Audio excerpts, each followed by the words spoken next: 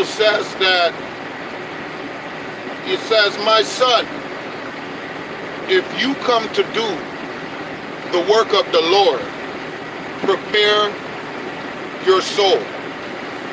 Your soul. You know, when you guys started to come into terms with the fact that you might want to go venture off and do this trucking thing, there was a preparation that needed to get in order. There were tasks and responsibilities that needed to be met in mandatory times. And if you did not do what was required for the times, or if you were within the time, but you did not do what you needed to do while you were in the time, or if you were doing what you needed to do while in the time, but you didn't finish in time. You see, time is something that is an extension of God's grace. You see, we're living in the last days right now, and a lot of truck drivers don't know that. A lot of people don't know that. You know what I'm saying? The reason why they don't know that, you know, this is the issue right here.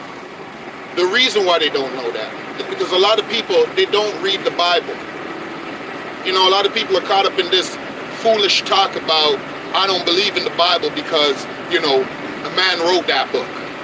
You know, these men that compiled the scriptures that is called the Bible, they were all inspired by the Lord. You know, I heard the bishop say that, you know, what is your inspiration when it comes to the Lord? You feel me? He's inspired for him to start a ministry, and he's doing that. You know, you got him going on Brothers Building Brothers. That's what the Lord is inspiring him to do. He got his wife in action with that. You know what I'm saying? When you sit down here and say that the Bible is man-made, it's like, well, that's so basic. But what men compiled the Bible? And what was God's relationship with these men? You feel me? What is the Lord doing in your life to inspire you to bring forth some part of his kingdom? That's what you really have to ask yourself. Now, you sit down here and you listen to guys like Trucker Brown. You know, I sat down there and I listened to guys like Trucker Brown. I didn't listen to him as in take advice, but I lend an ear. It says those who have two ears, listen. You know what I'm saying? So I definitely gave him an ear to hear. You know what I'm saying? And throughout my time of listening to him, I realized that that man don't have the Lord. And he'll sit down there and argue with you, well, what is God and all that type of stuff? Brother, you don't have the Lord. When you're sitting down here asking who is God, you don't have the Lord. And I would advise that you get into the scriptures and get all this nonsense about the man-made stuff out your head. It's hindering your spirit, and your flesh can only go so far. Now, the reason why I bring up this guy is because there's a lot of guys that follow him. This guy has over, like, what, 15,000 subscribers, leading all of them to hell. Unless he changes his life, as long as the 15,000 subscribers are following him, he's just ushering them to hell with some words that they want to hear. And we're here to put an end to that. You know what I'm saying? You guys got to get out of these groups by examining who is leading these groups. You feel me? And Loshan is no different. And these guys that they call ghosts and all of these other guys, characters that are out here, these guys are no different. Their whole entire purpose on YouTube is for them to just acquire views, to try to tap into some kind of account or financial funds that at the end of the day, you go put in a 9-to-5 work, you can actually make more. You feel me?